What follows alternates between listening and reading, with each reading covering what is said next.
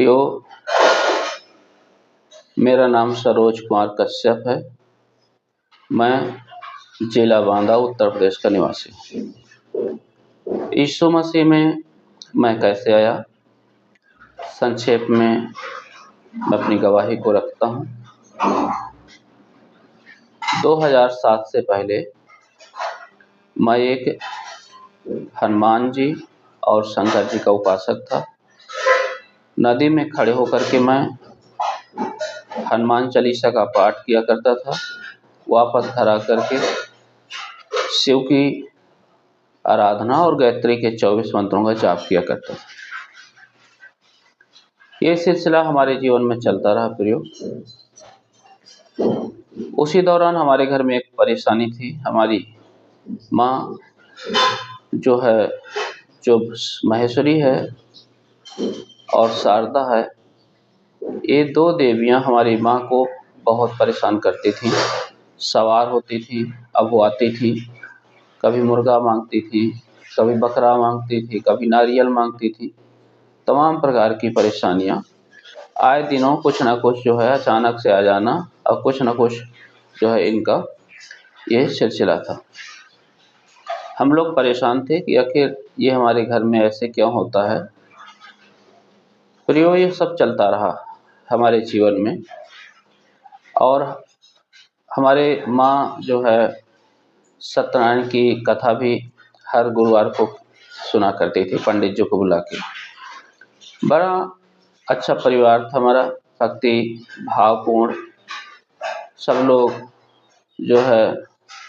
अच्छे विचार और इस प्रकार से हमारा पूरा घर, हमारे आंगन में तुलसी चौरा था।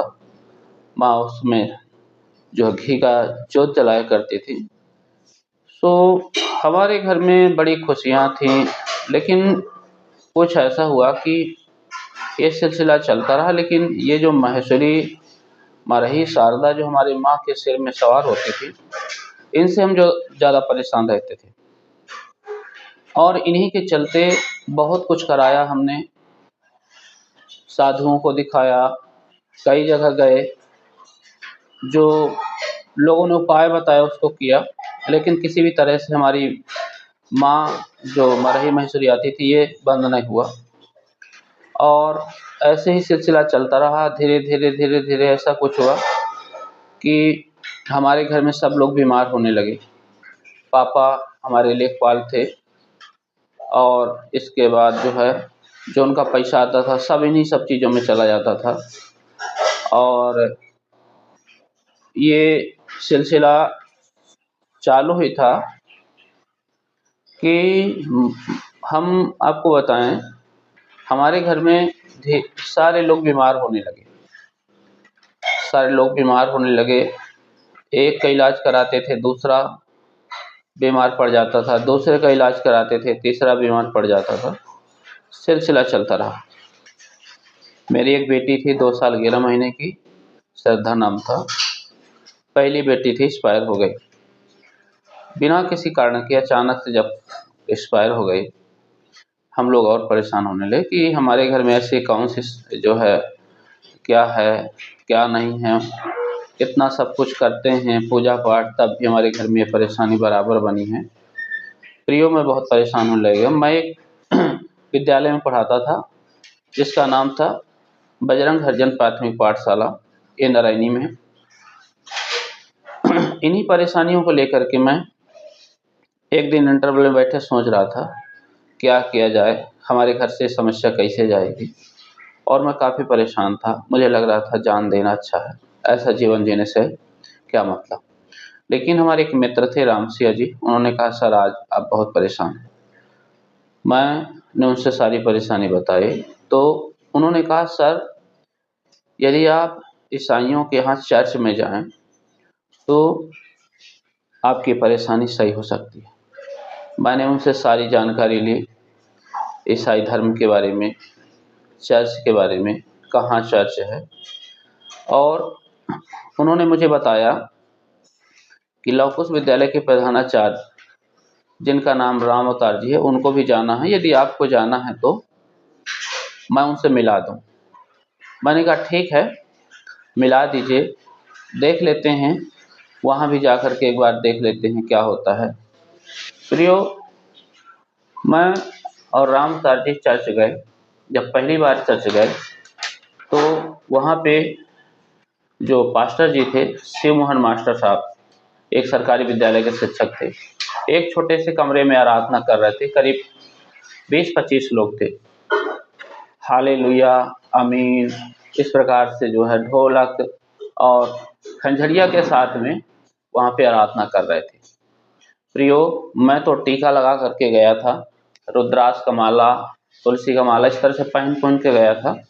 तो उसी समय जो शिव मोहन माट साहब थे, उन्होंने प्रकाशित वाक्य 21:8 में से प्रचार किया और उन्होंने कहा कि जो मूर्ति पूजक हैं, जो झूठ के चाहने वाले हैं, जो हत्यारे हैं, टोन्हे करने वाले, ये सब बाहर रहेंगे और इनको जलती हुई आग की झील में डाला जाएगा। इसके बाद फिर प्रकाशित वाक्य 22:15 में भी पढ़ा, कुत्ते, टोने, व्यभिचारी, घिनौने, हत्यारे, मूर्ति पूजक, ये सब बाहर बाहर कर दिए जाएंगे। ये जो है आग और गंधक के झील में डाल दिए जाएंगे और वहाँ हमेशा तड़पेंगे, कराहेंगे और ये दूसरी मृत्यु होगी। प्रियो, मैं सोचने लगा कि मूर्ति पूजा ऐसी क्या है कि जिसमें से हमें जलती हुई आग की झील में डाल दिया जाएगा। ऐसे तो मतलब हमने पहली बार सुना था प्रियो कि ऐसे कैसे हो सकता है। तो मैंने काफ़ी चिंतन किया, मनन किया। इसके बाद जो है उन्होंने मुझे 2-3 पेज का एक जो है ट्रैक्ट्स दिया और आकर के मैं दूसरे दिन सुबह उस ट्रैक्ट्स को पढ़ रहा था, जिसमें लिखा था, यीशु मसीह जिंदा है, यीशु मसीह डॉक्टरों का डॉक्टर है, यीशु मसीह के नाम से मुर्दे जी उठते हैं, यीशु मसीह के नाम से बीमारी भाग जाती हैं, यीशु मसीह के नाम से लंगड़े चलते हैं, कोढ़ी चंगे हो जाते हैं। तो मैंने सोचा ये यीशु मसीह आज जिंदा है। मैं सोच में था कि यीशु मसीह आज जिंदा है तो कहाँ है? जिंदा है तो कहीं ना कहीं तो होगा। और मैं सोच रहा था पहले कि ऐसे कोई अलग चीज़ सोच रहा था, लेकिन जब उसमें दिखा था कि यीशु मसीह जिंदा है तो मैं सोचा अगर जिंदा है तो होगा तो है ही। प्रियो, उसी दिन रात में हमारी माँ अचानक से बहुत तेज से रोने लगी। मैं जो है उठा, अपनी बिस्तर से उठा और बिस्तर से उठ करके माँ के पास गया, सीधे पूछा, माँ आप क्यों रो रही हैं? उन्हें बताया, बेटा मेरे जोड़ों में बहुत ज़ोर से दर्द हो रहा है, अगर कहीं दवा रखे हो तो मुझे दे दो। प्रियो, उनके घुटनों में, जोड़ों में पहले से ही बात की बीमारी बहुत जो ज़्यादा थी। दवा देते थे दर्द की, सही हो जाया करती थी, और भी दवा, लेकिन उससे कोई आराम नहीं मिला। मैं अपने नाना को, जो बगल में हमारे रहते थे, हमारे मौसा लगा करते थे, लेकिन मैं नाना कहा करता था। मैंने कहा, नाना, माँ का जो है जोड़ों में बात की बीमारी बहुत ज़्यादा दर्द कर रही है, आप जो है दवा ले आओ, गोली ले आओ। तो वहाँ से कुछ दूरी पर हमारे एक बड़े पापा रहा करते थे, जो है एक डॉक्टर के यहाँ जो है इलाज सीखा करते थे। वो नाना उनके पास गए तो वो हमारे जो बड़े पापा थे वो अपनी बिटिया के यहाँ चले गए थे। तो उनके घर में से किसी ने दवा नहीं दी, क्योंकि वो दवाओं के बारे में उनके घर के लोग नहीं जानते। लौट आए, उन्होंने बताया कि वो दवा उनको नहीं पता कि कौन सी दवा दर्द की है। प्रियो, मैं अंधेरी रात थी, गांव का घर था, मैं अपने आंगन में खड़ा था और मेरे आंसू आ गए माँ के रोने की आवाज़ को सुन करके, और मैं परेशान हो गया कि क्या करूं। और एकदम से मुझे याद आया कि जो सुबह मैंने पढ़ी थी, यीशु मसीह जिंदा है और यीशु मसीह के नाम से बीमारी भाग जाती है। प्रियो, मैं अपनी माँ के घुटनों को, जोड़ों को, जहाँ जहाँ जॉइंट थे, जहाँ उनके दर्द हो रहा था जॉइंट में, मैं जा कर के ऐसे सीधे सीधे हाथ रखा और कहा, माँ आप सो जाओ, और मैंने दुआ कर दी है। प्रियो, मुझे दुआ करना नहीं आती थी, लेकिन मैंने ये ऐसा भरोसा किया कि यीशु मसीह अगर सच में ज़िंदा है और सच में ये बात जो किताब में लिखी है सही होगी, तो ज़रूर सही होगी, और यदि बातें सत नहीं होगी, गलत होगी, तो दर्द नहीं सही होगा। मैं इतना करने के बाद अपने बिस्तर पे गया और कान लगाए लेटा रहा। लेकिन मुझे पता नहीं चला मेरी नींद कब आ गई, और जो है मैं सो गया। सुबह जब उठा, थोड़ा देर से, रात में नींद डिस्टर्ब होने के कारण थोड़ा देर से उठा, तो माँ हमारी नल में पानी भर रही महिलाओं से इस बात को बता रही थी कि हमारा बड़ा लड़का बेटा कहीं जाता है, और उसने मुझे कहा कि माँ लाओ मैं दुआ करता हूँ। और उन्होंने जो है, माँ ने बताया कि जहाँ उसने, मेरे बेटे ने जोड़ों में मेरे हाथ रखा, दर्द जहाँ होता था सब जगह, और मेरा दर्द अचानक से चला गया। मैं दरवाजे के बाहर अपने घर की उस पट्टी में बैठा हुआ था। मैं सुन रहा था कि माँ बता रही हैं। प्रियो, ये बात महिलाओं के द्वारा पूरे गांव में फैल गई, और इस प्रकार से जो है कहानी होती रही। एक दिन की बात ऐसे हुई कि माँ ने कहा कि बेटा मौसिया जी को लकवा मार दिया है, और डॉक्टर एन डी शर्मा जो हमारे बांदा जिला के जो है जाने माने डॉक्टर थे, उन्होंने उनको जवाब दे दिया है कि इनको लकवा मार गया, अब ये सही नहीं होंगे, आप इनकी सेवा घर में करो। तो मैंने प्रियो अपने आंगन में एक बिस्तर लगा करके हमेशा जो है दुआ किया करता था पूरब की तरफ मुँह करके, और मैं वो जो किताबें थी चित्र वाली उनको देखता था कि पतरस और ये सब चेले कैसे दुआ करते हैं, और उसी भाव से मैं दुआ कर रहा था। तो ज़्यादा दुआ करना तो मुझको नहीं आता था, पर मैं ऐसे ध्यान करके उस परमेश्वर का ध्यान कर रहा था, और मैंने अपने मौसिया जी के लिए अपने मन ही मन दुआ किया कि परमेश्वर आप उनको सही कर देना, जो मैंने सुना है। प्रियो, सुबह मुझे स्कूल जाना था, तो मैं जो है साइकिल अपनी बाहर निकाली, मौसिया जी हमारे चले आ रहे थे। तो मैं अंदर गया और अपनी माँ से कहा कि माँ आप झूठ बोलती हैं, देखो मौसिया जी चले आ रहे हैं। माँ ने कहा मौसिया नहीं होंगे, कोई और होगा। मैंने कहा नहीं, मौसिया हैं। मौसिया जी हमारे आए, दरवाजे की पट्टी में बैठ गए। मैंने पूछा मौसिया जी आपको लकवा मार दिया था क्या? और आप, मतलब माँ कह रही थी कि आपको लकवा मार दिया है, तो आप कैसे सही हो गए? मौसिया जी ने बताया कि बेटा, शाम को मैं जब चारपाई में लेटा हुआ था, तो एकदम से ऐसे मैंने कोशिश किया कि देखते हैं जो है मैं चलने की कोशिश करता हूँ, खड़ा हो पाता हूँ कि नहीं खड़ा हो पाता हूँ। और मौसिया जी ने बताया कि जैसे ही मैं लाठी लेकर के थोड़ा सा खड़ा होने की कोशिश किया और मैं चलने लगा, तो मैं एकदम से सोच में पड़ गया कि ऐसे कैसे हो सकता है। प्रियो, ये सिलसिला मेरे जो है चलता रहा। मैं मन में सोचता रहा, और मैं जब स्कूल पढ़ाने गया तो वहाँ पे अपने बच्चों को कहानी बताई यीशु मसीह के बारे में। तो वहाँ पे एक शिक्षक थे, राम अवतार यादव। उन्होंने, जब मैं कहानी बता रहा था यीशु मसीह के बारे में, तो उन्होंने कहा यदि तुम क्लास में यीशु मसीह के बारे में कुछ भी बताओगे तो मैं तुम्हारी जीभ कटवा लूँगा।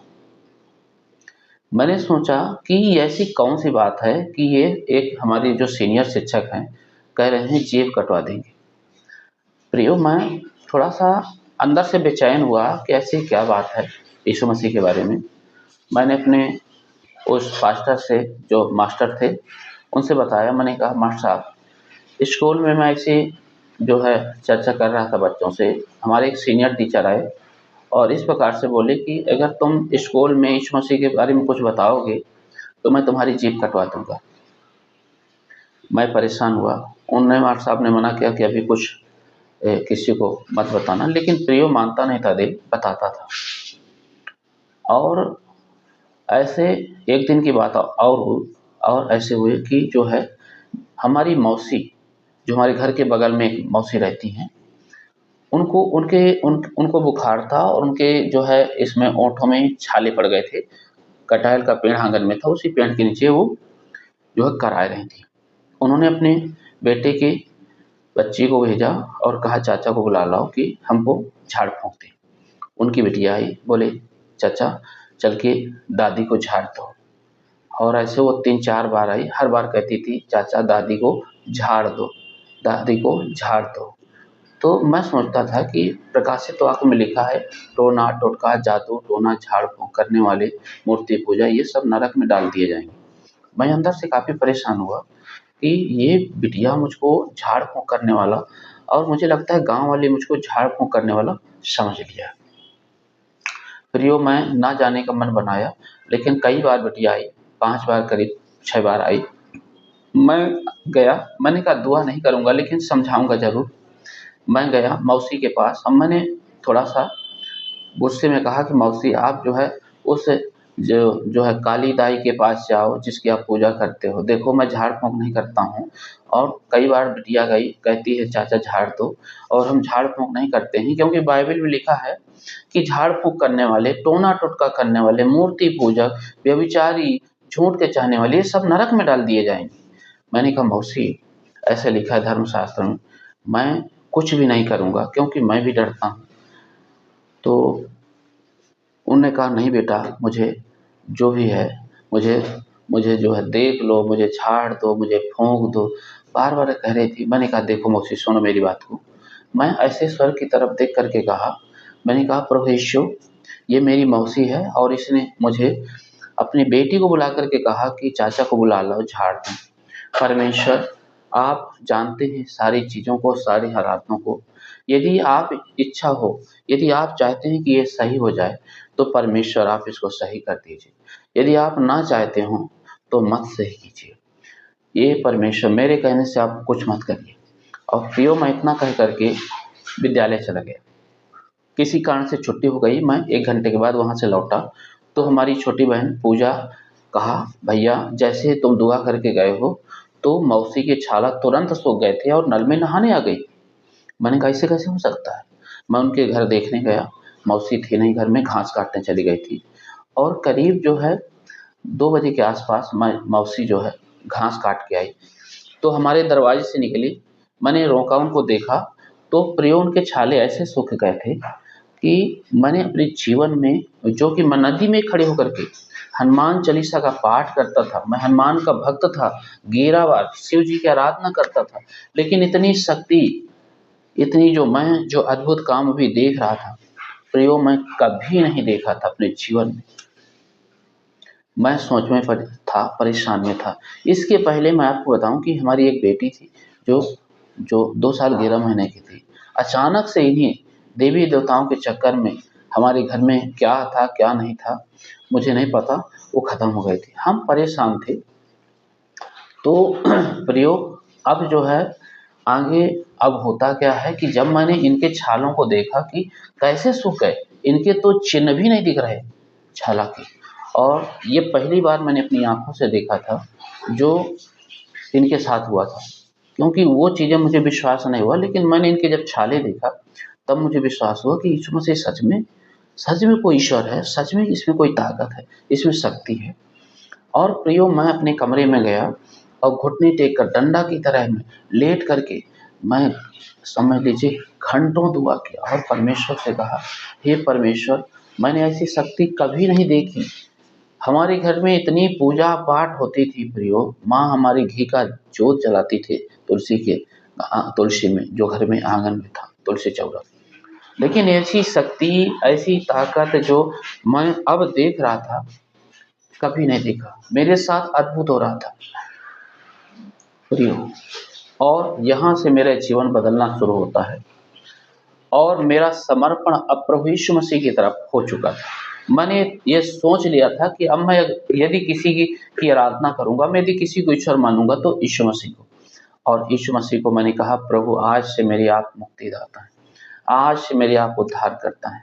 और मैं अपने परिवार में जो बाकी लोग थे, मेरे भाई बहन, माँ पापा, उन सब के लिए मैं दुआ करता था कि परमेश्वर ये लोग भी आपको जाने। और करीब 1 महीने के बाद प्रियो परमेश्वर ने ऐसी कृपा की कि हमारे घर में जितने भी लोग थे, हमारी एक साली थी, हमारी एक बहन थी, मौसी की बिटिया, उनके दामाद, और इस प्रकार से मिला कर के हमारे गाँव का एक लड़का शुभ, इस प्रकार से मिलाकर करीब 15 लोगों ने जो है प्रभु यीशु मसीह को अपना मुक्तिदाता ग्रहण किया। लेकिन प्रियो, मुझे जो है बड़ी खुशी हुई और काफ़ी विरोध भी होना शुरू हो गया। लेकिन मैं दुआ करता हूँ कि परमेश्वर यीशु मसीह सच्चा उद्धार करता है। यदि कोई यीशु मसीह को अपना जीवन देगा तो उसके जीवन में अद्भुत शांति, और यीशु मसीह ने कहा मेरे बिना कोई स्वर्ग नहीं जा सकता। ऐसी गवाही है प्रियो। परमेश्वर आप सब लोगों को आशीष दे।